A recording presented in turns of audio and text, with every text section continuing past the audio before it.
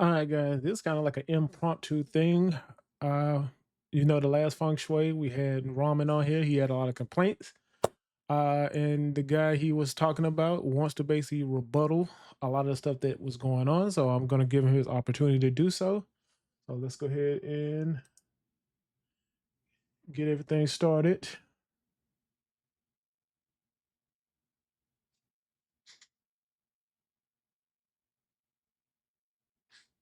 Hello, sir. Can you hear me? Yep. Yeah. How you doing today? What's, yeah, what's good, man? Doing good, doing good. Like I said, I kind of already introduced everything, and basically, you wanted to get your chance to rebuttal a lot of things that Rama had to say about you on the last podcast. So Right. I'm gonna turn the floor over to you, let you introduce yourself to everybody, and then you can start wherever you want to start it. So I go by Ignis Astra, Zekken Asume, now Zekken Montelli. Veteran in the FGC, mainly played Blaze Blue and Grand Blue. And to address what was said by Ramen, I'll start off to where we first started. So back in March 2020 is where I actually met the group, met Robin, United, and all that, starting from Blaze Blue Cross Tag, and we formed a circle off of that. He was previously on the team. They was falling out, so me and him decided to form Rosario Brigade. Now the main three that was running it at the time was me, Ramen United, but him and United did not have the best relationship. He constantly kept attacking him for no reason, while I was the main one trying to actually orchestrate the esports team. The only reason we've had progress we had was basically my efforts, United's efforts, and later on Taco's efforts. Because the problem with Rama is he only cared about doing retreats, doing Genshin gotchas, whatever, doing like content, which content creating I'm cool with. But like as far as team contributions, he was nowhere to be found. We fast forward a little bit to the first incident. He brought in somebody named Cassandra Prime, which I'm pretty sure you probably know that story from back then. But what happened when he brought him in? He had a shady track record, and when I actually did my digging and looked into it, I saw all the shit I need to see, and I told Ramen to not go forward. And when I gave him my points and everything, he understood. He's like, "All right, I'm not gonna bring him," just for him later that night to bring him in behind my back, which actually led to the downfall of sorry, Okay. Brigade. But I'm So a what? So what you was basically saying, you were just trying to basically protect the team itself by saying, okay, this guy's going to be a bad look for us if you bring him in. exactly. I got you.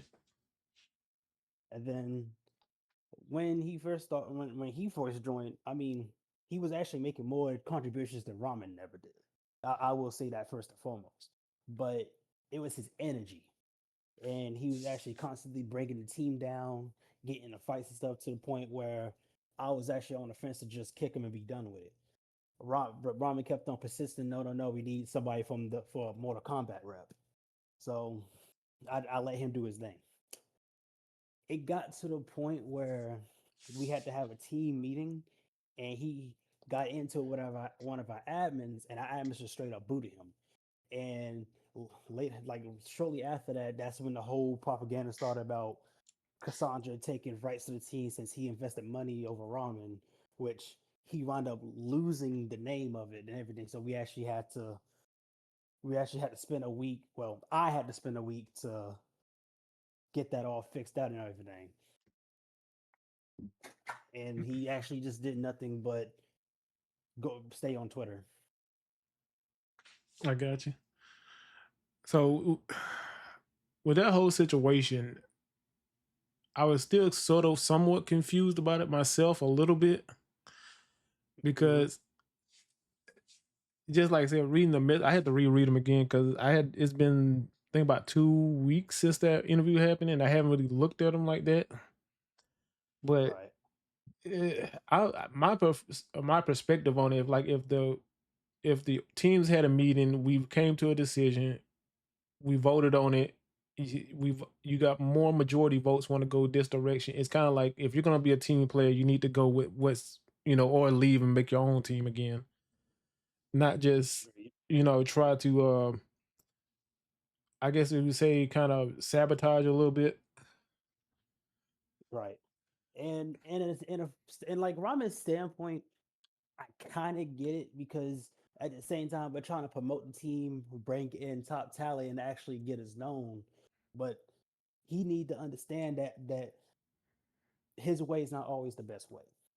Yeah, But the problem I learned about him is he doesn't listen to other people. Like he like whatever he thinks, he goes regardless of what the team feels or not. And that's actually one of the main key factors on what was hurting the organization as it was. Because like when we needed Ramen to be the leader, he was never found. I got you. So basically, it was like you and the other guys basically toting the load. Exactly. So, like, I'm not sure. I'm guessing you had like guys for Street Fighter, guys for Guilty Gear, and then you just Zekken, yeah. yeah. So you were trying to cover all the bases. I don't see where the Mortal Kombat side would necessarily. We just have to have that one person. Like I'm pretty sure there was plenty of other, capable players out there to pick up for MK. Was it like Hmm. y'all had any other people that y'all had in mind, or it was just like he kind of decided this was going to be the guy, and it was just that's what it is. Crazy thing is, we actually had we had a team for every division. Like Blaze Blue, we had a team. Tekken, we had a team. Like as you said, Street Fighter, we had people that play. It's just the problem is, um, I don't know what he saw. Maybe he was looking at a tournament or something and actually touched base with him, which I like. Kudos to him. He was actually doing something.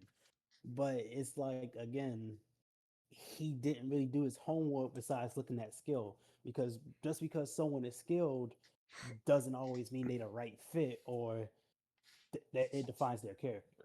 Yeah, I get what you're saying. So I guess we can probably get into the more deeper problem that I think he had more of an issue with the whole relationship. The I guess you would call it a love triangle that was going on. Oh yeah, yeah. That kind of That's drove the a whole wedge. topic too. 'Cause that seemed to be his biggest gripe, more so than the team stuff.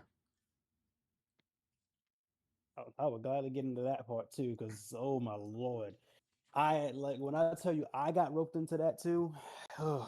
It was a complete like stress to the point where I almost like completely almost just left the man. But he's one of my OGs at the time, so I was like, you know what, I'll write it out for him for just this time, so he can actually get his shit straight.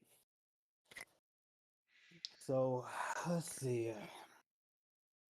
I wasn't there at the beginning because I was actually going to lead up to it because I actually left actually after we got the name back and formed Rosario Brigade, and things haven't changed for him, and he actually was abusing, like verbally abusing the United to where me, him, and Taco all left the gate and did our own thing.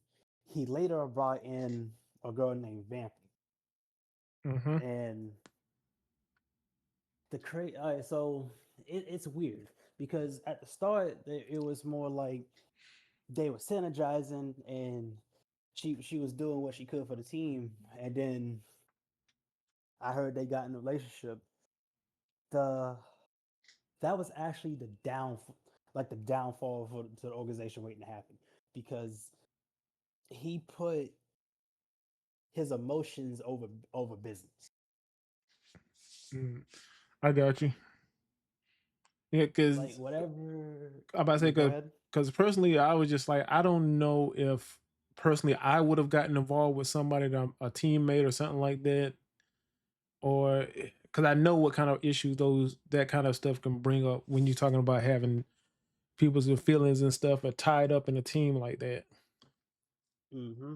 Like, granted, I'm all for someone finding love. But at the same time, it Keep kind of it could not. keep your personal life and your professional life separate. Exactly, and that's actually what spiraled the organization out of control to where um eventually he started getting verbally abusive to Vampy and other shit.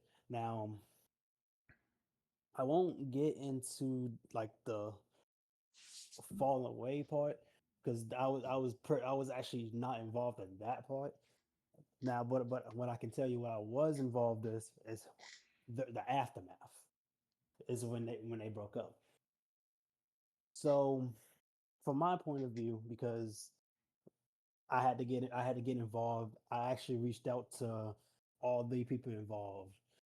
So of course, I was with Ramen at the time, Vampy, and the allergic person who was cheating to on Robin towards Vampy, which is Ryota, which I actually found suspicious because I actually knew Ryota for a good minute, and at the time where they was dating, he was with somebody else, and he's not the type of person to just swindle a woman under another man's nose.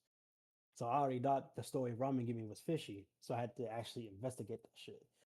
And when I talked to Vampy, we actually had a lengthy conversation about the matter because I only reached out to her because she won when Ramen decided to destroy the whole organization, delete the Discord and everything.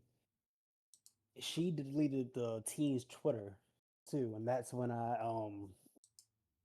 actually reached out and like what exactly is going on. And Ramen's actually been that's when I learned that Ramen's actually been verbally abusing her, gaslighting, manipulating, whatever you can call it. And I don't know what screenshots you got from that, but but if you need me, I can always send you our conversation to show you proof of that. Okay. No, but I think he was saying it was like I think a year, maybe a 2 year gap between when him and Vamp broke up, and that's when Hmm. stuff kind of happened between the other two, Yeah, which I'm like a 2 year. Yeah, even if y'all might have been trying to get back together, y'all technically weren't together. So y'all both are free to basically do whatever you want. So exactly. I could kind of understand like, hey, she might have, found some feelings for this guy, and he might have found some for her, and a romance blossom. You can't, like you said, you can't really keep somebody from finding love and all that. The problem was she moved on. He didn't. He stayed stuck to the past while Vampire just wanted to move on. Yeah. So you said he was holding on to he wanted to basically reconcile, but she was kind of like, she was over it and kind of moved on. Hmm. Like she already forgave him, wanted to stay friends and stuff like that. But it's just like I don't know if it had anything to do with Ramen's mental or anything, but it's just like that's when people start seeing the actual side of Ramen, if that makes sense. Yeah, I'm following you. So To go ahead. go ahead. I know you can To go ahead. also to also rebound off of that, it's more like I get that because like when I was learning stuff, I was like the main one having to chew them out because like I'm a type of person like if I know you did wrong, I'm gonna let you know about that, and I don't really care how you feel because I'm not gonna sugarcoat my truth. And he took that, and that's when he decided to make all these posts or whatever about a self healing arc or a redemption arc. Or I'm a turn a new leaf and that. It it was all basically a lie. He only did that for like the clicks and views, but he never really actually changed himself, and nobody saw a improvement out of him.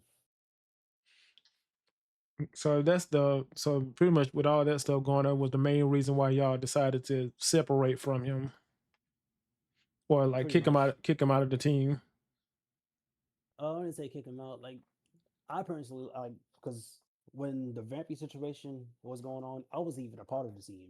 I just happened to be in the Twitter group that everybody's in. Okay, so you were just a bystander. Yeah, I got you. and I just came to help out Ramen because I mean, again, he was one of the OGs back then. So like when it actually came to my radar, I was like, all right, let me see what the fuck's going on, and let me see what I can put into at least help the man out. You know. Yeah. So, because I know when I talked to him, I was like, "Well, is there any way we can kind of just get y'all to reconcile and stuff?" And he was just more like, "Nah, it's like I can't reconcile with him." I'm like, it, I just like it's been a while. It's been a couple of years now. You don't think you want to just let this go? And That's the he, thing. That's the thing. He did because and how I know is because I'm the one. Like if you can ask Vampy or Ryoto themselves. I'm the one that actually did did the convincing and got all of them into a PlayStation party for them to bury the hatchet.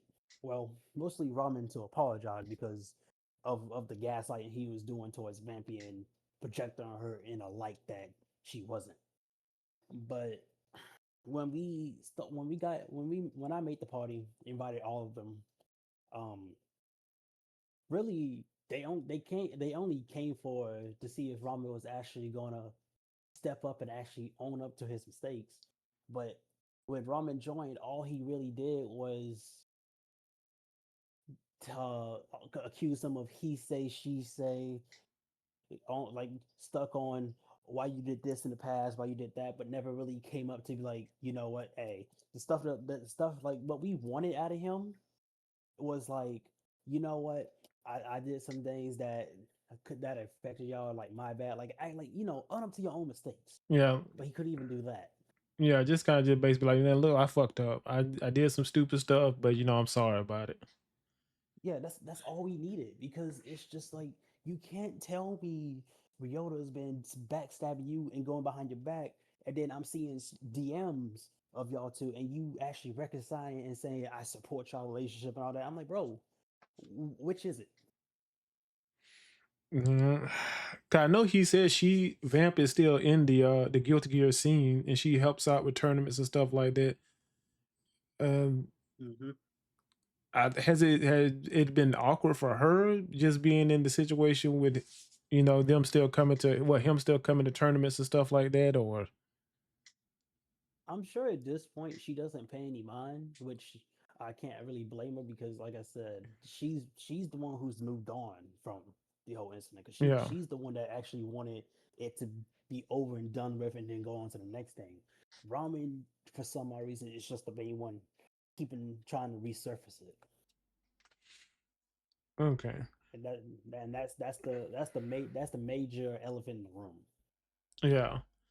It's just even when I was talking to you, it kind of felt like you still you saying you over it, but you don't really seem like you're over it. You still seem like you're still holding out hope that something's gonna you two will be able to reconcile. And I'm kind of like, no, she seemed like she kind of moved on and kind of just need to just let it go and move on, find somebody else.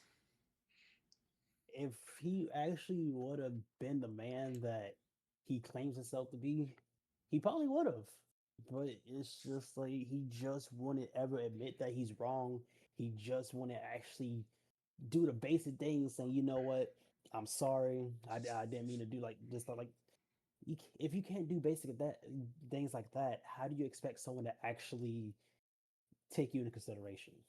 Yeah, like I said, I was surprised when you commented on it because I didn't even know if you had seen it or not, or he shared it or whatever. That's why I said if you wanted to come on and basically give your side of the story, I had no problem with you coming on. Cause Originally, I didn't even see it.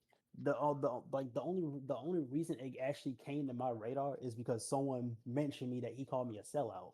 This and it actually pissed me off because like if you ask anybody in that group, I was the first one to actually make to do to take action, and that actually felt like a backstab to me because after all the shit I had to clean up on his mess, he gonna come on a podcast and call me a sellout. Because I was gonna reach out to Vamp to see if she had any comments on it, but I'm like, okay, maybe I don't need to do that because I don't know how sensitive she might be on that whole situation. I mean, I can talk to her about it since I'm in her Discord. You know, 'cause I'm like, I'm I don't I'm trying to get a full picture of everything. right. But like I said, this I ain't gonna put it on her because like that's just how it is. Sometimes when you have relationships and you mix business and pleasure together, sometimes it's not always a good thing. Nope. But If it works, cool. But it's like a medium reward to high risk. Because once y'all fall out, it's like it's going to be awkward in the business standpoint because you have to work together with that person. So how are you going to put your feelings aside and actually still do what you're supposed to do? yeah, but I can ask you this because I'm not sure when the timeline when those two started dating each other. If I'm not mistaken,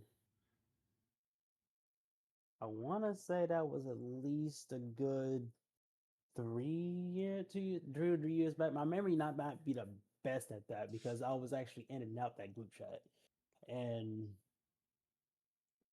Okay, good. I'm thinking like because it had like I know it was exactly a bit after I left because with the three of us gone, there was no one actually running it. If you know what I mean. Yeah, yeah, because that So was I have to that. actually take that into account. Cause that's how I was trying to figure out the timeline. Cause I'm like, well, if it's like a year later, then I'm like, it. You know, she's free to do what she want to do. Like, I could see like if it was like your homeboy, and maybe it's like 2 or 3 months, and then and then he started making moves on her. Then it's kind of like one of those things where I'm Yeah, like, yeah, ah. that'll be a different conversation. Yeah, But like if because it, that actually makes him sound like a rebound. yeah. 'Cause I'm like, but if it was like a year or so between, I'm like, okay, well, yeah, things are kind of been sorted out and stuff. She, like you said, she's ready to move on or whatever. So it's one of those complicated things Well, when you talk about bringing in relationships. as far as the breakup to the her getting Ryota thing, she can probably answer that better than I can because she's the one that was directly involved in that. Yeah, But I I think the major thing that actually just made it bigger than what it seems is Ramen believing the he say she says, but then when he actually went direct and got to the source and told them otherwise, he believed other people over the actual people that's involved. Which I get being insecure and skeptical, but if your own partner is telling you that these rumors are not true and actually showing and giving you the receipts, why are you taking other people's word over her? That's actually what actually made them even burn the bridge in the first place. It felt like there was no trust, yeah. no like no but like no synergy, no nothing. So like, what's your overall relationship with him right now? As far as I know, I mean, shoot, Robin blocked me off Twitter after I sent my document because um after I learned he dropped that podcast, me, United, and Taco all dropped documents on regarding the matter. It's been what's happened in our relationship between us and him during the whole organization. But right now, I don't even think we're friends, considering that he completely bought me off of everything. Because I would ask you the same question. Like, is there any way you two could just kind of reconcile or kind of just bury the hatchet with each other?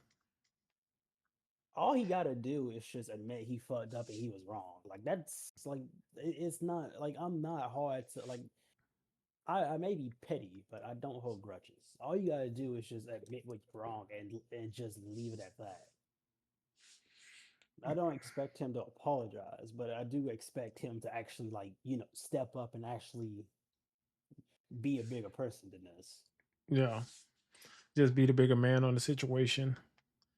Yep, Like, and just let it go. like if there was anything you, if you could talk to him like now, what would you say, basically say to his face? That therapy is not expensive. That he needs to go. He needs to go get some. 'Cause I know a lot of people they say a lot of stuff online, but then when it's like we're like face to face with each other, now it's like okay, well, people try to put kid gloves on. I mean, I'm like, if anybody really knew me, confrontation is something I'm not nothing new to, and I'm not trying to say that to be tough or nothing, but it's just like what's like the worst you can the worst you can do is we get into a fight. But at the same time, it is what it is. If we gotta fight it out, if we if we gotta have bad blood, and so be it. But at the same time, I'm like, if there's a chance for peace, I'll take the peace because why get my hands dirty, you know? Yeah, But it's just like if I had to be brutally honest, if he was in the car right now, or if I met him at some local Walmart or some con or whatever, and I had a chance to talk to him, I'll tell him the same thing I'm telling you now. He needs to get help because it makes no sense to me for someone to do all this in the magnitudes that he's doing. And it makes me feel like he's on the verge of being put in a straitjacket and locked up somewhere for some of the stuff he's actually been saying in the group chat, which I'm not gonna get into because, well, besides the fact that I'm not no longer there since he blocked me, but he's a loose cannon, to lightly put it. I got you. So what? So before he blocked, so he was fine with you being in the group chat until like recently, Until I or dropped that document on him. Yeah. okay, yeah, that makes sense right there. And like I told him, like I say, I'm like the podcast is open to anybody. If somebody, if she wanted to come on, or you, or anybody that was involved in wants to come on and rebuttal it, I wasn't gonna stop them from coming on. Right. So that's why I just like as soon as you hit me up, I'm like, hey, just let's try to set it up and try to get it done. Cause I'm not gonna sit here and just cater to one side and just be like, this is where I'm at and this is where I'm gonna stay at. I'm like, no, if this person wants to rebuttal the accusations you made at him, I'm gonna allow him to come on and speak his piece through it. But I'm just I said, like I said, I'm still trying to get a whole picture of everything. It's starting to kind of come into shape right now. Uh, like I said, you can reach out to Vamp and see if she will want to come on and say her piece. But that, like I said, Oh, for sure. that's still something that's just up to her. I'm not gonna force it. Right. I mean, at the end of the day, I mean, since she's like the second person in this whole incident, I mean, I'm not gonna tell her what she should do because she can make her own decisions. But I Yeah, mean, if she wants to say her side, then yeah, I'll definitely reach out, tell her that, hey, if you wanna say your piece and actually just let it be out there, go ahead. But at this point, I mean, I think I can speak for the both of them, Vampy and Ryota, that we like this drama just has to fully stop, and okay, it starts and ends with Ramen. I got you. Obviously, I guess we could transition over to a license unless you have anything else you want to speak on this topic. Um, I think I've addressed everything I needed to address, unless you have any more questions. No, I'm good on my end. I did have a quick like, are you still in the scene or are you starting like kind of out of it right now? Right now I'm actually playing a bit of both sides. I'm still on my Grand Blue arc, but ever since Rematch came out and I've actually became pretty good at it, I've actually been getting into that community because I'm already like how I'm already in the esports scene for that. So I've actually been hard focused on Rematch while I just have Grand Blue on the slide. Re- I I'm trying to think of rematch. It's a soccer game that came out Oh, 3 months okay. ago. I know, I thought it was like a maybe like a more lesser known fighting game. Nah, it's a soccer. It's a soccer game. What did the community just get to the point where you just kind of just got tired of it and just all the drama stuff that went on in the community? I mean, I didn't really pay too much into the drama. I mean, unless I was directly involved.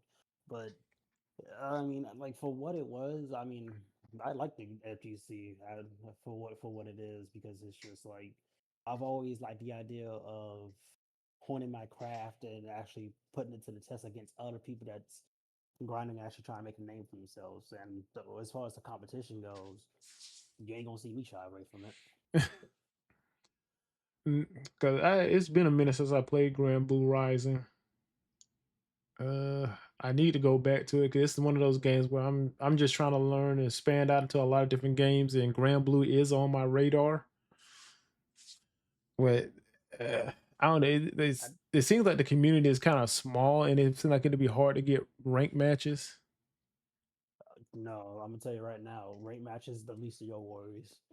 I think the only thing you need to worry about is if I run into like someone like Lucius or like one of the higher end because like I'm sure you remember how Belial won Evo that this year.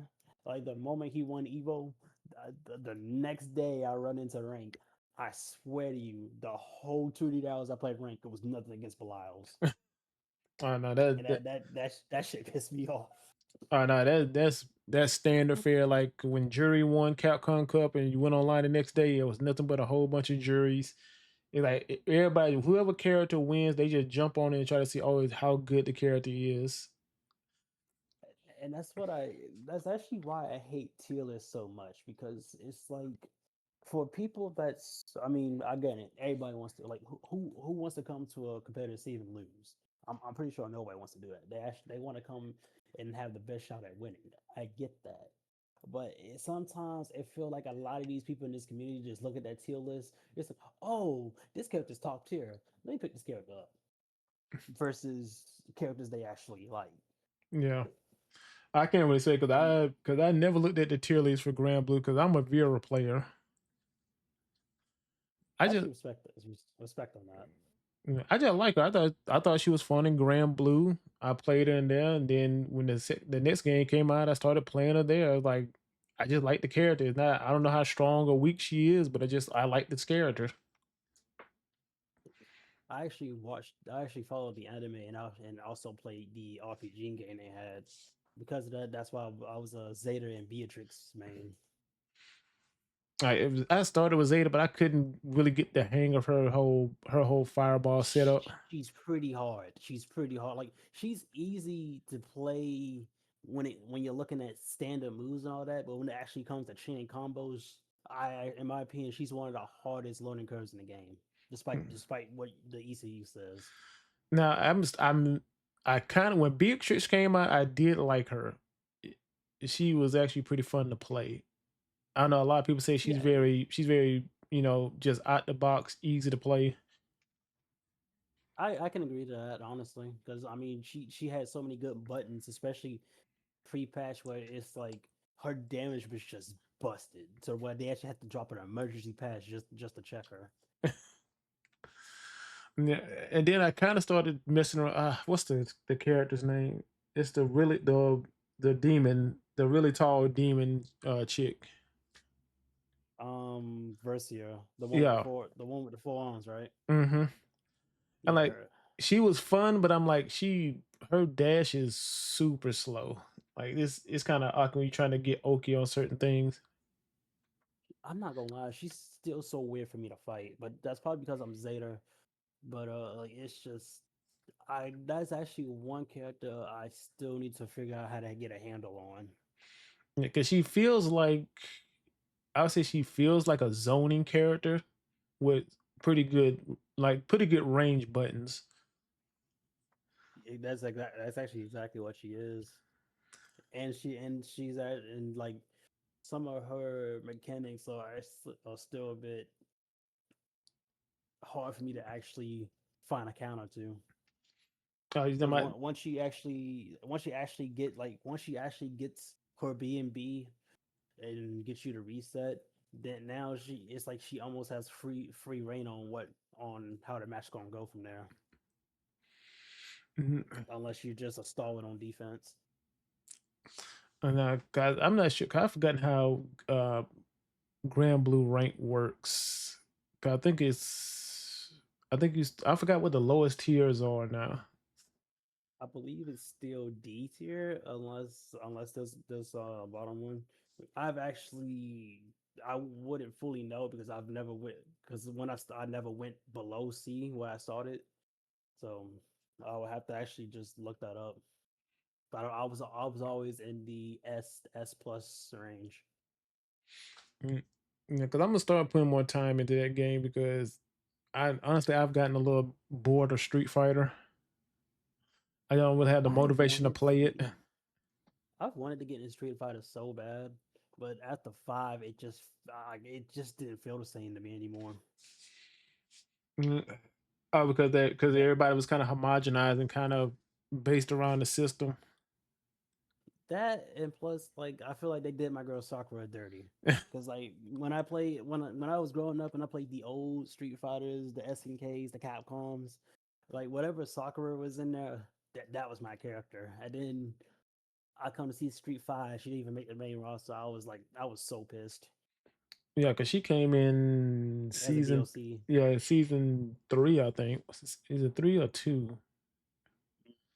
I think it was two. I Yeah, can't like it's been a while since I played five. I know. You'd be surprised. There's still people playing five. I don't blame him because I don't like six, honestly. The drive rush system. Yeah, it's kind of like it's kind of like Tekken 8 with that new mechanic. Like it's just like because I actually got into Tekken 7 and I actually liked how that game was played. Then 8 came out and that new blow mode just kind of just throws everything off for me. Oh yeah, the heat system base is Yeah, they that kind of.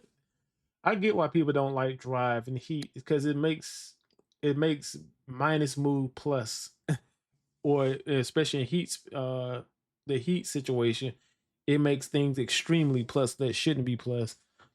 exactly.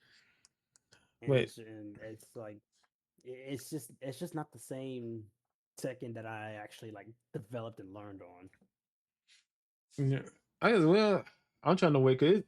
Like I started back playing it again, and I'm like, okay, it's a little bit better than what it was when it first came out. Because when it first Right. came out, it was like just straight aggression, and now it's As a child you mean I can't confirm. oh, you were good then. Yeah, I know. That's why I was like I can't confirm.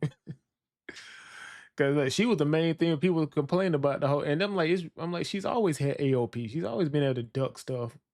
Like as far as I've been playing, she's always been able to kind of duck things and get out of the way of stuff. Exactly. Like shoot, especially in seven because I was getting complaints on that already, and they come eight, but I couldn't finish a match without getting some DM after the fact. And was new players or old players? Yes. Because I feel like cause was it? Yeah, I'm not gonna lie and say it wasn't a little strong, but at the same time, I'm like, it was strong, but I'm like, she's always had it. So it's one of those Hmm. things you always need to be looking out for. She was like she's always been slippery and actually like invasive like that. It's just you don't. It's just a difference between a actual. It's a difference between someone who's just playing Jiao Yu and someone who actually knows the character. The people that know the character, well, good luck. Yeah, cause we got a Zhao Yu main here that does really good with her, but he doesn't like. He's kind of like he doesn't like Tekken 8 as well, cause he's like the game like he like the game is forcing him to be aggressive when he's like he really wasn't an aggressive Ling player to begin with. I can actually fully relate to that because in seven, I actually played her. I've always whenever I ever play fighting games, I'm the type of person see what the other opponent's doing and then respond off of them. That's actually why I actually had such an easier time in Tekken 7 with Lean, because she also had defensive moves to where, like, if I'm reading you here, I can just parry it. Or if you're gonna do something here, I can just back shuttle stuff like that, and she could still act from it. Like, I actually really like that feature of hers, and that's actually what made me main her. So if you could change something about Tekken 8, what would you change? Take away the heat system. Take it away altogether or make it where it's a resource? Like, just put it to, like, you know how we had like a raise drive in previous, like in Tekken 7, right? Yeah. I'd rather have that than have a full heat gauge where it's just shit. It's just like you actually have to respect moves you're not supposed to. For like a whole entire gauge, just not like a one or two time thing. You know what I'm saying? Yeah. Like my idea was always like make it where it's a resource. Like you get it at round one, but once you burn it, you don't burn it. That's it. You don't get it in any other round. You get it one round. So you have to be more strategic on how you use it and when you use it. It's just from how, like, from the games I played and the people I've seen that had conversations with it. The one thing I noticed is just like people got too reliant on using it. It's like how in Tekken 7, the problem with most online players, well, most on the casual part, they would just wake up and rage on the moment they got it. Tekken 8, it was more like the moment they lose, it's time to use heat. It was never really implemented in combos or nothing. The people I was going against, most of them used it just raw, when they lose it, and it's just like, bro, what's the point of actually using it if you're just gonna use it as a get out of jail free card every time, Yeah. and for every round too, because it resets per round. So it's like, Yeah. Yeah. I just don't like how it was implemented. Yeah. That's what I was saying. I would have where if you get it's round one, you have it, but once you burn it, that's it for the rest of the game. It's like a super. Once you use all the meter, it's done. You can't use it in any other round. So it makes it where you have to be strategic on when you want to use this resource. Well, matter of fact, having like a burst system, like, you know how like Blaze Blue has their burst system that actually refills as the series goes on, Hmm. or like Strive when they have, like, at least like make it something like that at the very least, and that's at least tolerable, in my opinion. Yeah, that would work I, as well. I Because just don't like the fact that you expend it, next round you got it back scot free. well, not Blaze Blue. I'm about to say Blaze Blue. Grand Blue kind of has that too with the Brave system. Hmm. Well, see, the thing is, it's just like, the brave system has a risk and reward, because like after you get to 1 to 0 brave points, you actually take increased damage. Now, and if you do use your brave point to break a guard and follow up, that's 25 gauge, and most combos don't really go that hard with it, especially if it's a starter. So, like, it's not like the brave system was completely broken. It still had its pros and cons. Yeah, I got you. Because I know people who the main thing with people in Grand Blue was the fact that they removed the damage penalty for using the manual motions or just the easy inputs. That's like, the thing about that is, it's like, if you look at the OG Grand Blue, your damage actually came off if you can actually use the true input of the moves. When they make versus Ryzen, they did they kind of took that away and put it to both. If you only get the bonus damage if you do the raw input as it is, not during a combo, unless you actually find a way to do a true input super after you knock them up. It's a bit like, but the only difference with that is just like 300 damage. So it's like it just depends on how optimal you want to be. It was just not as mandatory as it was in the OG game. 'Cause, like I said, Grand Blue is I'm like Grand Blue. I have been surprised that it's actually gaining popularity more now than it did when it first came out. Because Rising I'm seems to happy be for picking it. up speed. I'm actually happy it's actually getting some fanfare out there because I generally think is one of the better FG games out there right now. Don't start the Under Night fan. I mean, hey, I got much respect for Under Night too. So I mean, like, shoot, I'll definitely give them big ups because I'm as a right no man. Like I said, I'm happy that the anime games are actually starting to like compete with like the more bigger titles. They may not have as many people, even when you go to most of these events now, these major, they're usually getting about 300 to 400 people. I think Evo was what about almost 500 for pretty much all the anime games. Yeah, about like yeah, about 500 average. So I'm like, that surprised me the most right there. I'm like, okay, well now people are really starting to expand and actually starting to play these games now, and not just playing Street Fighter, Tekken, and Mortal Kombat. It actually felt like it's been yeah, it definitely felt like it's been getting more diverse because but back then you only had like the big three.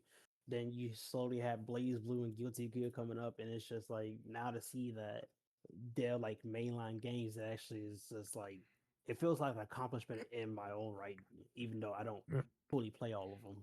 What caught me by surprise the most is that I think it was Grand Blue or Under Night took Guilty Gear spot. The Guilty Gear actually dropped out of Evo like top like placing because Actually, I'm actually surprised. Like, no disrespect to Under Night, but I'm actually surprised Strive got put out for Under Night because I feel like Strive could be a bit more hype than Under Night can be. So that's just my personal opinion. oh yeah, especially with like the recent update they did. Hmm 'Cause it definitely breathed a lot more life to that game because it was kind of getting stale. I I have not touched Strive. Um, and I tell I tell everybody unless they free my girl Jam, I'm not touching Strive. Well, they kind of hinted at her at that last trailer they did for the last trailer going into next season. It's like you kind of see a silhouette of Jam. Well, shoot, I need a review before I even put one controller on Strive. Because the moment they took my man out, I was like, nah, I'm not playing this game. Oh no, I played, cause Jam's the one I've been requesting pretty much since I think I started playing Strive. yeah, that's been my main since since the old Guilty Gear games, like for Asian Core and all that, like all those Guilty Gear games. My main was Jam the whole way. And then the moment didn't make it, I'm like, nah, I'll stop there. I'll stop with with Rev 2. The only thing I could say is that they might.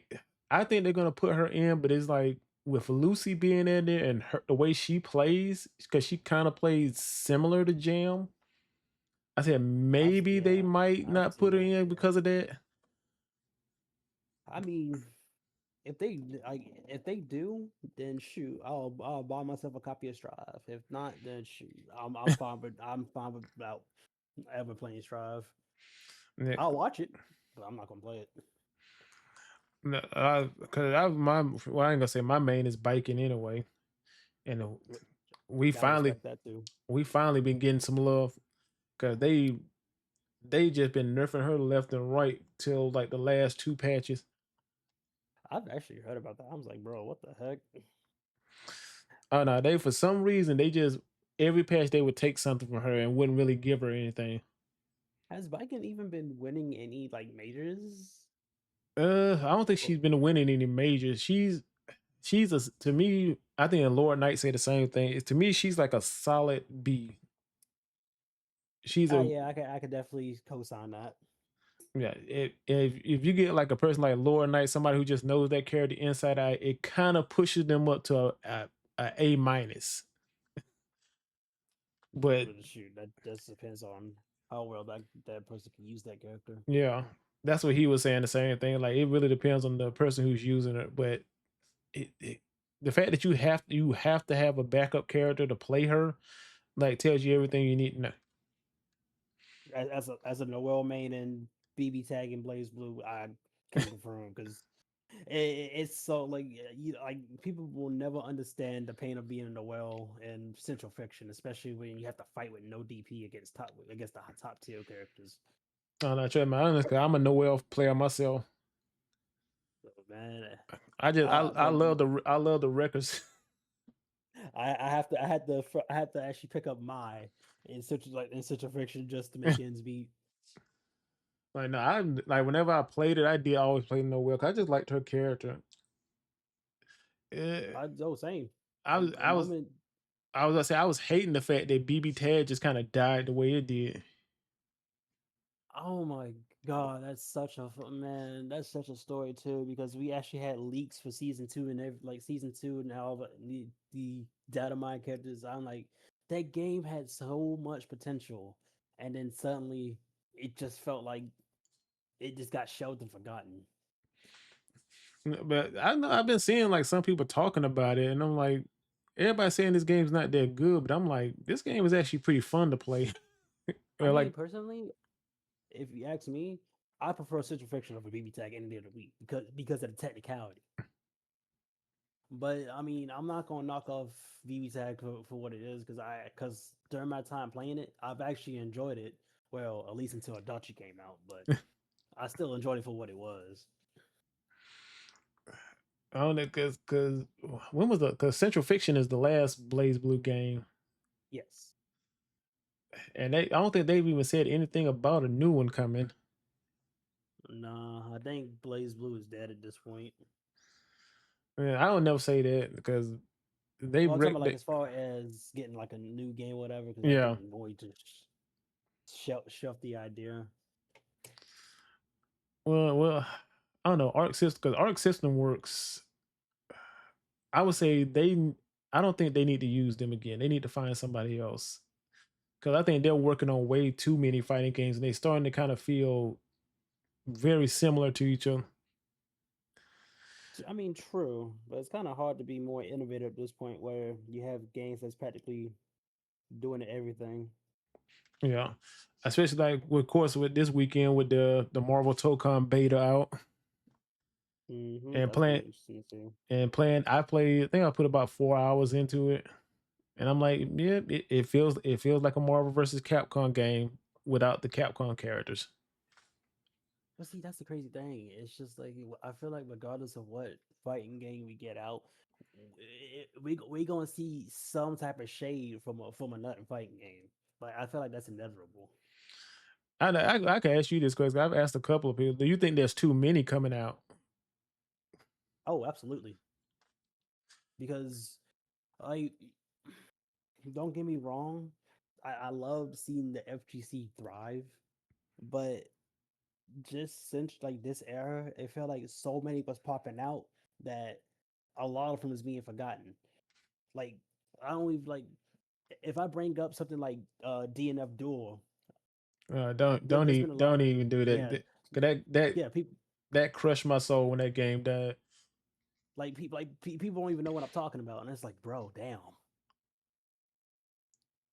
And I actually heard because I actually enjoyed that game too, or like fucking Dengeki Fighting Climax Ignition, even though that was Japanese only. It's just like a lot of fighting games will come out, and it feels like a fling compared to some of the harder hitters. Yeah, because DNF Duel, I love that game, and then it just I don't know what happened. Like 2 months in, it just completely died. It's just like it just like the fighting game was just oversaturated. That was the problem because you still had people playing Strive, you still had people playing this, playing that. You still had more fighting games that's already confirmed coming out. So it's just like where does it really stand? Because it's just like to anybody else's eyes, it was just another 2D anime fighter. Yeah, I get it. The devs didn't really talk to the community that much, and yes, there was like Swiftmaster was a problem when the game first came out. True, And that he was a fucking problem. but at the same time, like people complaining about the damage, but I'm like the damage is fine. It was fine to me because I'm like both characters have a nuclear bomb. Boy, Like, if they had damage in that game, I hate to see them play fighters. oh yeah, trust me, I played that game. I'm like, dude, y'all don't know nothing about damage. I'm probably on the only Fidel mains, the only Fidel mains in the group. Oh no, I'm staying with my boy Brawley. Oh my fucking god, I hate Broly with a passion. Cause he's either my middle or he's my anchor.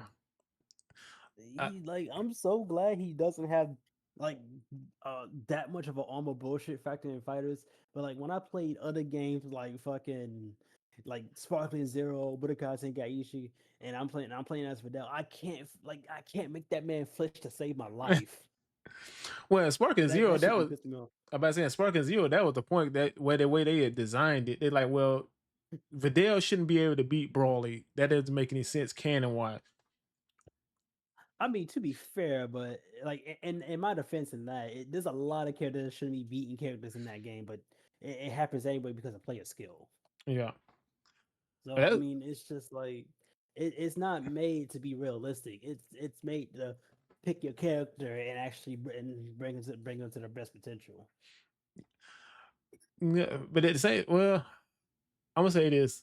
To me personally, I think you're not gonna be able to have games like that anymore, especially like when you talk about competitive pro players and all this stuff, because they're always gonna get in there and just optimize the hell out of every character to the point where the game's not fun if you just want to play it casually. Yeah, that's why I stopped playing. I mean, when I was playing it, it was so fun to beat Gochito Blue with Videl and then have them complain about it that I'm cheating. I'm just like cry about it. You literally have like 3 or 4 more health balls than me, and I'm still just giving you hands. I know. Do you think that's something that's gonna hurt the scene more so? Like just the fact that everybody wants to play optimal instead of just having fun with the games. It depends. Like I'm not gonna say yes or no to that because actually that depend. That's I'll leave that up to the developers because you can actually make fighting games to please both sides. Because I mean, hell, like Grand Blue for example, they have casual side to it. They have mini games and all that, and they also have actual things for the people that actually want to take competitive. So like if you have games that play both sides like that and actually just like welcome all types of players, Hmm. then I don't think games would die. What will die is just people following that kind of status quo because it's just like I get playing meta gives you the best chance to win, but playing optimal all the time it only goes so far until it actually drains you, and it's not for the faint of heart. Yeah, because sometimes it's just like I don't really care about playing Optim. I just want to have fun, and I'm not really being super serious with the game. And like you said, you'll have people that come in the stream and be like, "Why aren't you doing this and why aren't you doing that?" And I'm just like, "'Cause I just want to have fun with it. I don't care about that right now." I mean, yeah, I mean, there's nothing wrong with that. I mean, I think that's what people need to start doing more because like I have friends that will spend 20 hours a day just being a Tekken like labbing all like ins and outs, frame that and all that, and it's just like, bro, aren't you tired? Well, I don't know, But I mean, guys. I've seen people that like they play. I'm like, you really got to be sweating to get to like Tekken God Supreme and all those levels up there. Or God of Destruction. I'm like, okay, you sweating this game. but the crazy thing is, I see a lot of them do stuff like that, and then they do absolutely nothing with it. You grind the game out 6 days a week. You're putting all this time in, but if you're not gonna make anything from it, like go to tournaments, make money off of it, I mean, it's just like, what's the point? You're just being like an optimal person just to be optimal, but you're not really enjoy the fruits of your own labor when you're doing stuff like that because you're not getting any achievements out of it besides just winning games. Well, that could be said across all the fighting games, Oh, well, most definitely. especially like with Street Fighter, where even if you're a master rank player, it's like, okay, you're a master rank player. How much MR do you have? And it's like, That part. okay, if you don't have enough MR, you can't really speak on this topic. I'm like, I mean, y'all Yeah, taking this a little too serious. it's like let me tell you because like when I actually graduated high school and well because I couldn't get in the military because I got disqualified because of a blood condition. I actually just weighed my options and I've actually was recommended to start attending tournaments because at the time I was actually a really good Smash Bros player, which I know people don't see that's a ranked game, but it was still a competitive game. They had a competitive scene nonetheless. And I would actually, I started off in my city, I was winning there.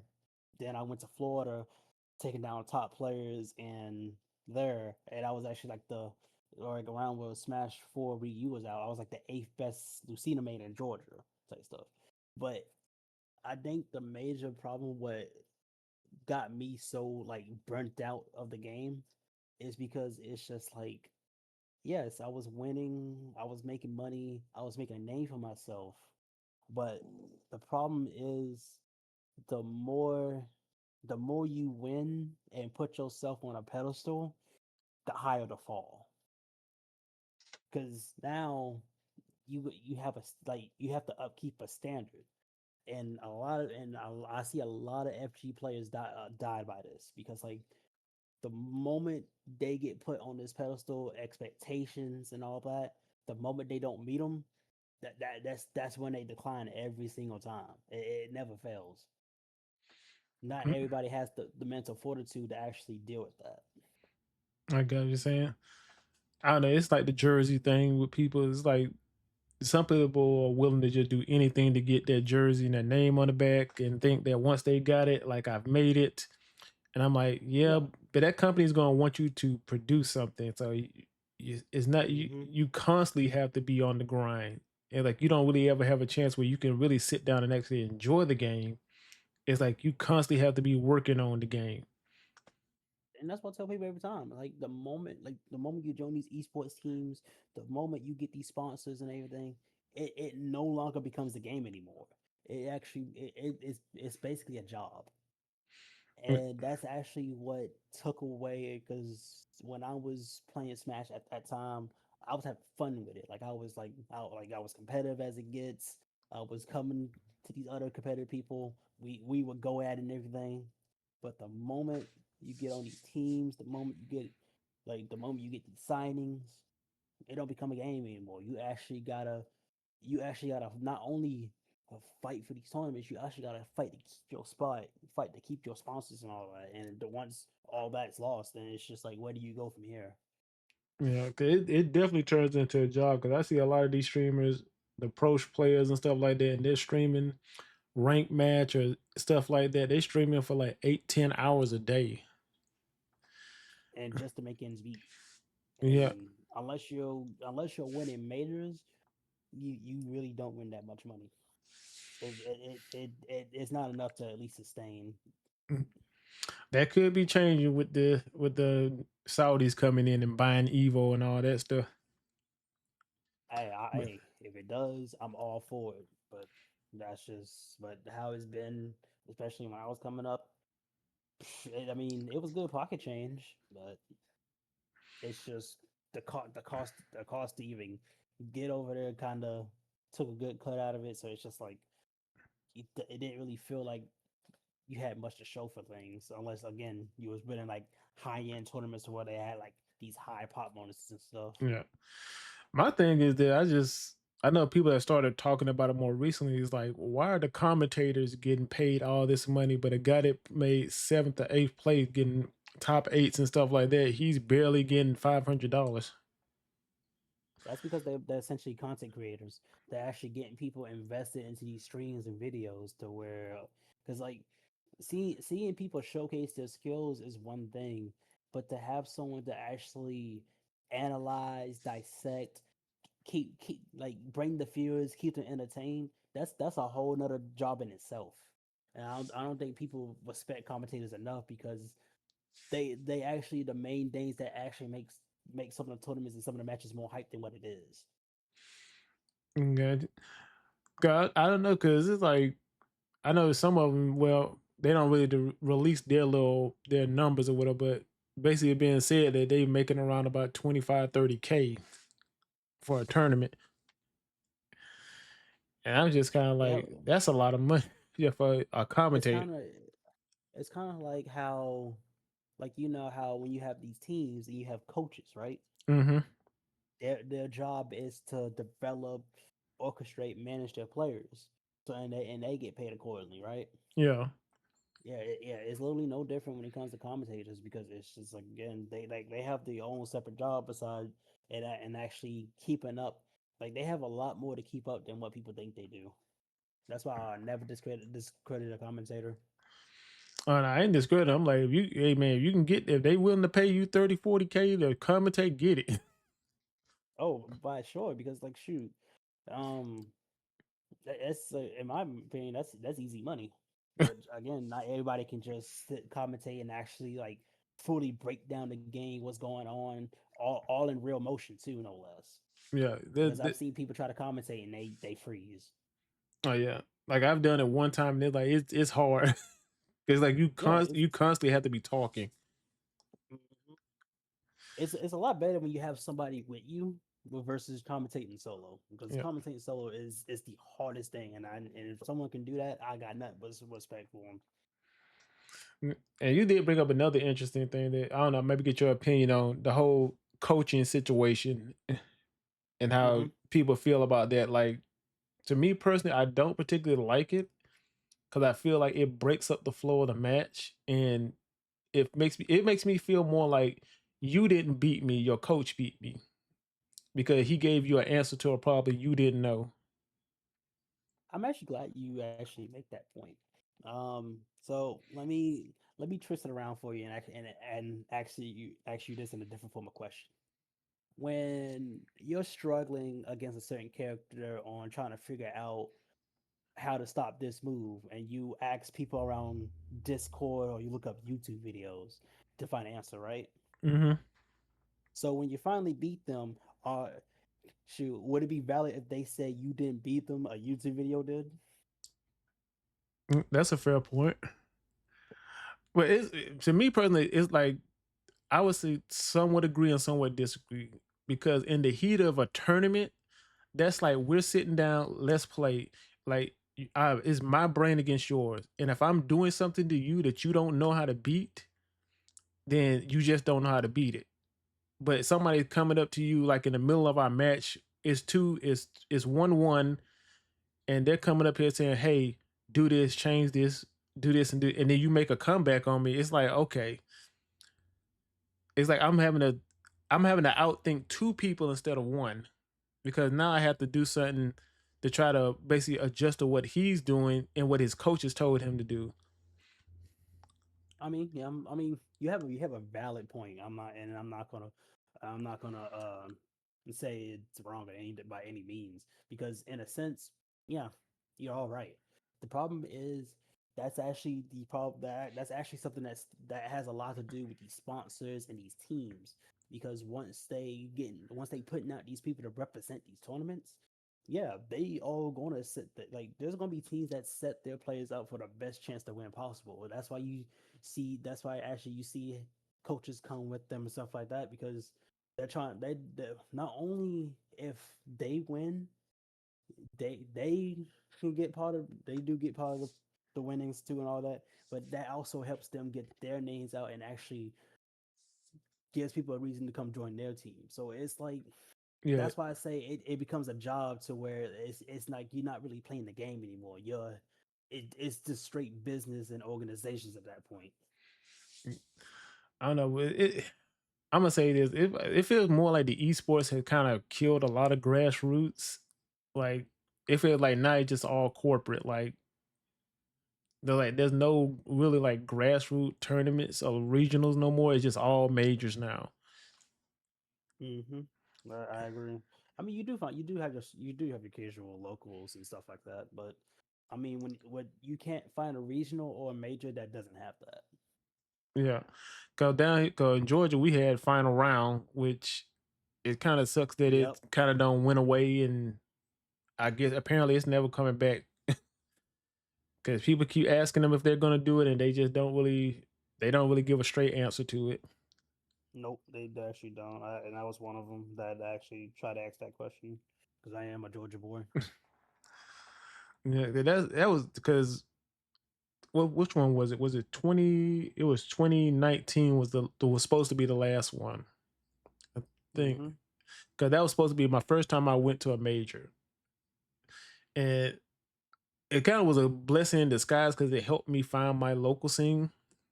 Because at the time I had not like I was in Warner Robins and I didn't even know we had a local scene in Macon, and so it kind of made me I actually stretch out and just surprised me that find. Macon has a scene.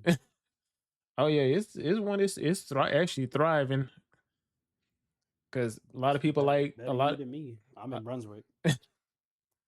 like the first tournament I went to was Gwinnett Brawl. It was the first one I went to, and it was actually I didn't know at the time it was the last one they were putting on. Mm-hmm. And it's like, dog, this kind of sucks. It's like I'm trying to find the scene, but it seems like every place I go, it's like they either they shut down or this is the last tournament they're having.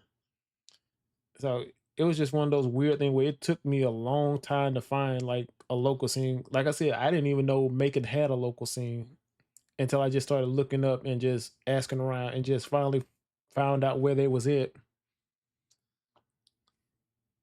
Yeah, I get you there. Yeah, but it just I don't know, it just feel like the scene is becoming very, very corporate. If Oh it no, I completely agree to that. I mean, but that's not just one fighting game on anything. That's like everywhere. Like even outside FGC, like on Rematch, I'm part of an esports team, and it's already like that now. It's like the game being 3 months out because I'm actually a recruiter for an esports team, and so I gotta constantly evaluate talent, manage people, or essentially have to coach people. So it's like it's definitely not a it's definitely not no casual. Oh, let's gather some people and let's run a quick five. No, it's deeper than that. Mm, but you can kind of unsee where some people come from, where they're basically looking at it like a business has been built around the players, and that the players aren't Mm-hmm. getting paid like they should, but everyone else around them is being paid well. It's so like that. Like I don't think people understand how stressful that also is, especially. And I actually get the standpoint too because I've been on every single level, every single size to where I was the player, I was the coach, I was the admin. It's just like so like I kind of see I because of that I have the experience to at least see every single point of view, at least the best of my ability, and it's like I don't discredit, I don't blame the player's point of view. At the same time, it's just like it's not exactly an easy thing because now it becomes it's that tension that builds from the inside, and then now that's starting to separate the players from each other, the players from the team, eventually the people from the organization. So it's just like I don't think realistically there'll ever be a silver lining because everyone's trying to run up each other. Mm, yeah, I don't know. 'Cause, like I said, I see it from the esports side too. I'm like, I understand they if they're investing their money in it, they want to see a return. So I understand it from a business sense. You're not just Yep, putting your money into something just to flush it down the drain. of course not. But I don't know because it's crazy because a lot of esports teams that start well, I'm gonna say FGC esports teams that started to fold a lot more Mm. recently. And is it just because, like you said, there's just not enough money in the scene, or it's just they can't market the players like you can in other sports? I think that's just like a part of it. I like that's a reason for sure. But I think there's also multiple factors that go into that because eventually it does get stressful, it does get draining, and it's just like again, not everybody can handle that. And it's just like and especially when you got people who are hungry for to actually make the money, make the fame, make the rep. It all comes out of people gotta understand that all comes at a cost, be it physically or mentally. Yeah.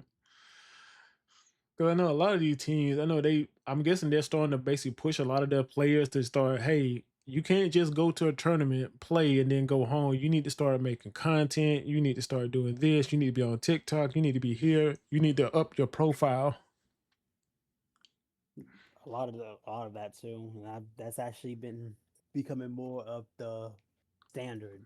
Like if you're gonna represent, then we need you to showcase us on all platforms type stuff. Like for the players, they're trying to make earnings. For the organization, they try to make earnings and try to on reputation. So it's like it's a never ending battle. So let me ask you this: like, how would you market an FGC player? Because when I look at it, I'm like, okay, I'm gonna use Sonic Fox as a reference. To me, I'm like, I don't think he still hasn't been picked up by a sponsor. I don't think so. But It really depends because it's just like you can go multiple ways about that. You can go on social media, future the player. You can go on streams to and collab with them. Had like even stream your point of view, stream their point of view. Like there's so many ways you can go about that. But I think really the best way they can do it is it's going to be an answer not really people is going to be satisfied with because it's just like the major thing that is featuring them and get their name out for the whole community to see. That's probably the best thing they can really do as far as getting that player like acknowledged because like what are they gonna do? Host a tournament, uh, and whoever wins gets to have like a best of seven or first attempt this player. Like there's not that much an organization can really do in that aspect besides maybe like paying for their trips to go to this tournament, stuff like that. Like it just depends on the organization where they stand versus what can they do to what can they do for a certain type of player. yeah, okay, And that's just me on that. yeah, because I'm looking at like the like Victrix and Kwamba and all those guys, and I'm like, I don't see how many fight sticks can y'all sell, and like how many like it's one of those things where I'm like, it can't be making it's probably making decent money, but I'm like, you can't be like a multi-million-dollar company off just these just Mm-mm. fight sticks alone. A lot of them are actually having a hard time to break even unless they've been established for like multiple like I'm talking about like 5 plus years in the making. Mhm. I'm just saying, Because I'm oh go ahead. I've actually because some of the people that be running organizations I'm friends with and I be having cut like and it's not the first conversation I've had in regards to the matter because I actually asked them questions too as since I'm also part of a esports team and I'm also trying to build up what I got. So it's just like I'm also asking questions so I can actually handle my role better to the best of my ability and actually try to cater to the people. Yeah, because I'm looking at it and like some of these fight sticks, I'm looking at. I'm like, if you're selling a Victrix and you're selling it to somebody for $400, the custom ones like to have like the limited edition ones are five. How Yep. many of those do y'all actually expect to sell? Like honestly, It really depends on how popular they are really because you'd be surprised at how many people can burn money for lesser reasons. I mean, shoot, look at people that's always buying Madden every year. oh yeah, yeah, I can't really explain about that because it's Madden and 2K. I'm like, Same old complaints, same old issues, different years, same consumer. yeah, cause I'm So like, it's like, you're just paying for the same game every year with slight differences. so I mean, shoot, if people can waste their way of money doing that every year, then yeah, blowing 400 on a fighting stick is not out the not out the logic range. Yeah, cause I don't know. It just seems like it's like I guess what is the custom market now. You have like stuff like Hitbox and people kind of making their own hitboxes now. You got custom companies, people that like do commissions to like build your stick.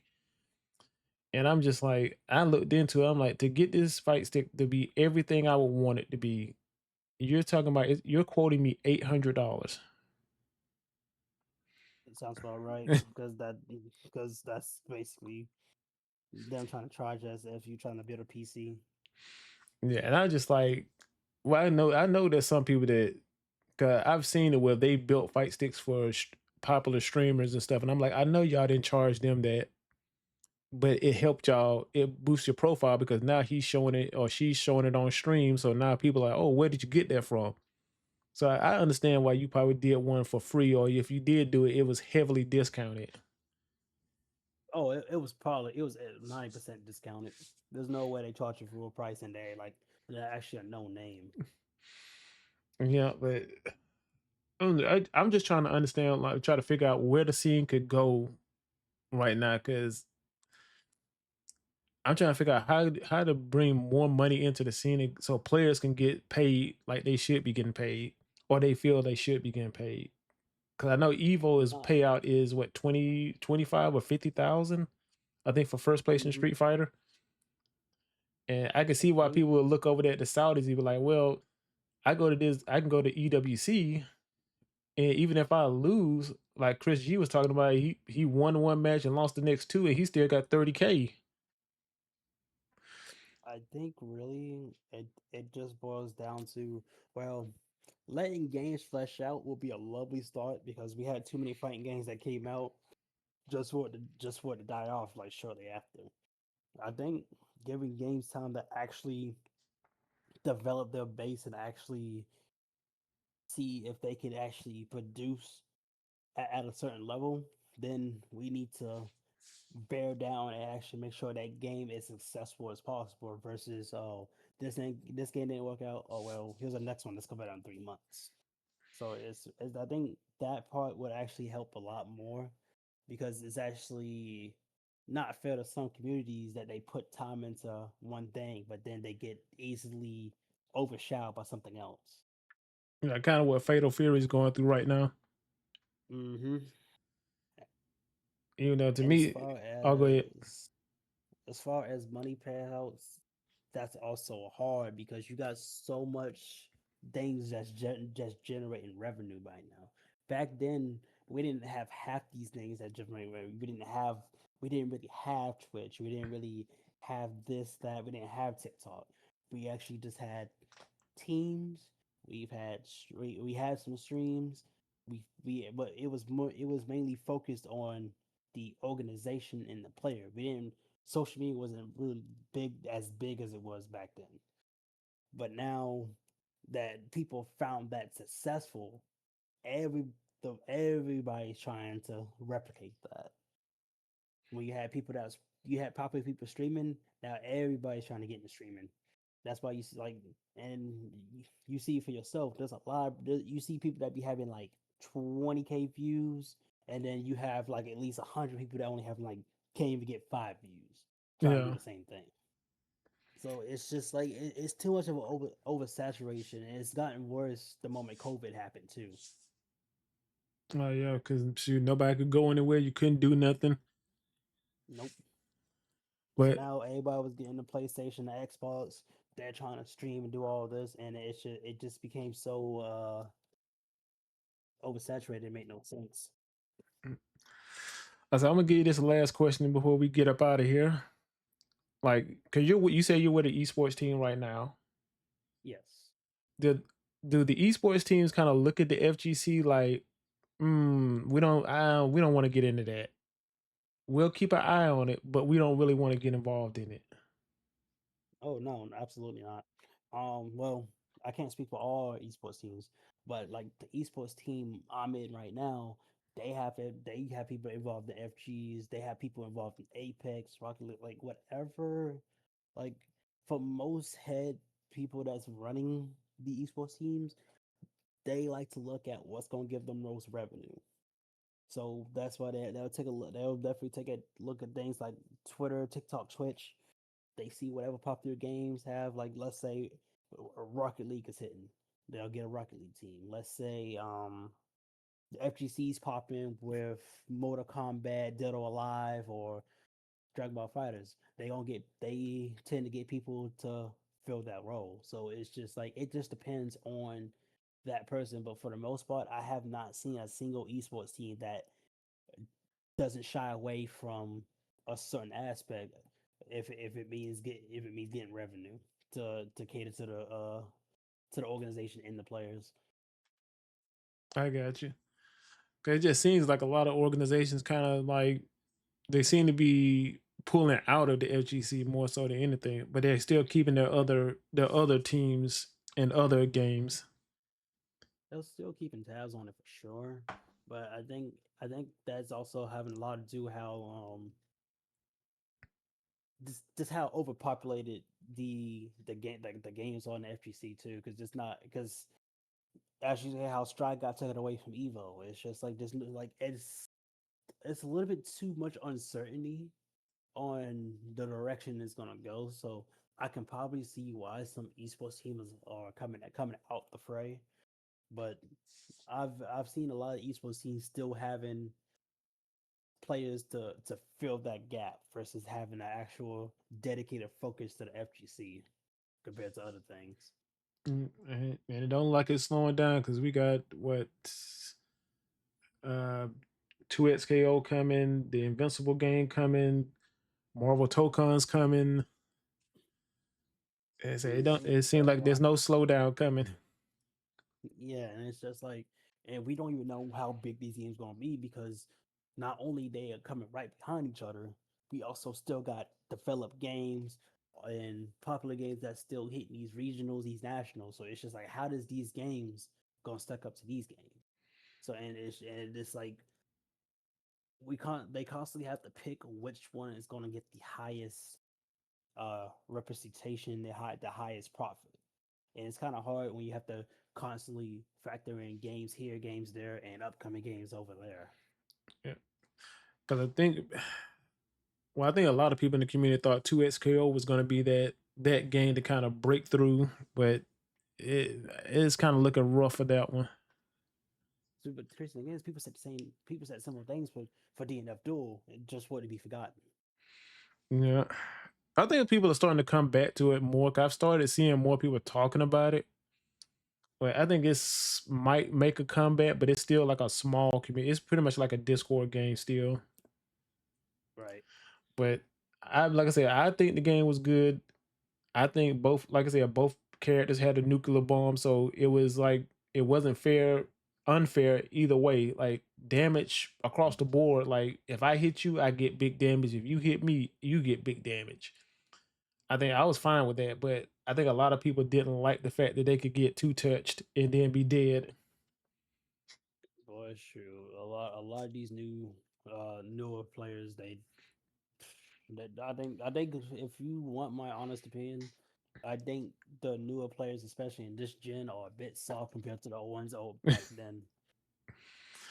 And that we would be in lockstep on that one, especially when I see the way people like you can't even trash talk with them, and like just regular trash talk. You ain't nothing personal or anything like that, but people get so offended by it, or I don't know.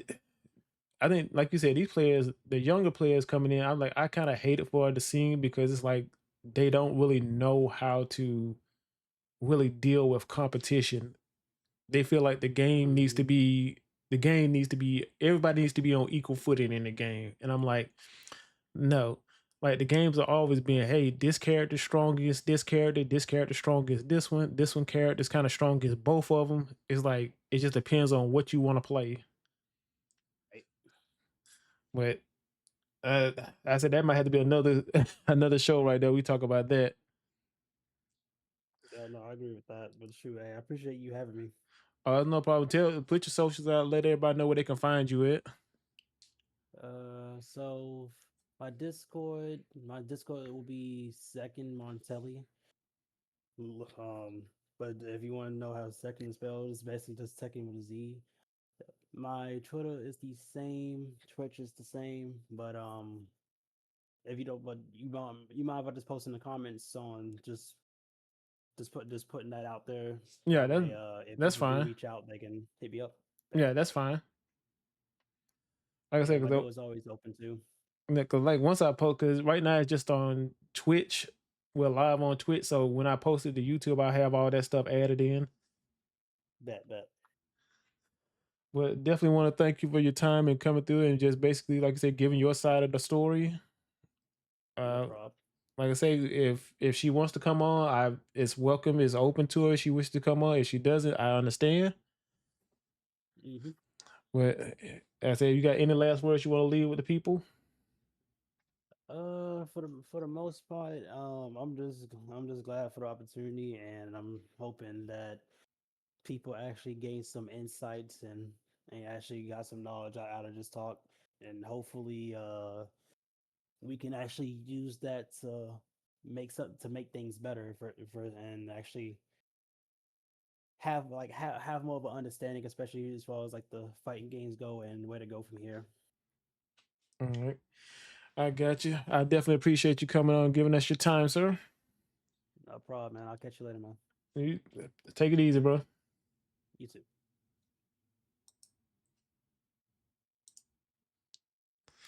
All right, guys, that's gonna be it for this episode of Feng Shui. Like I said, I gotta pull it down, get it edited, get it up. I gotta get all the information. Joshua, DFF, appreciate y'all coming in here, sitting with us and listening. We'll take it easy. I'll see y'all later.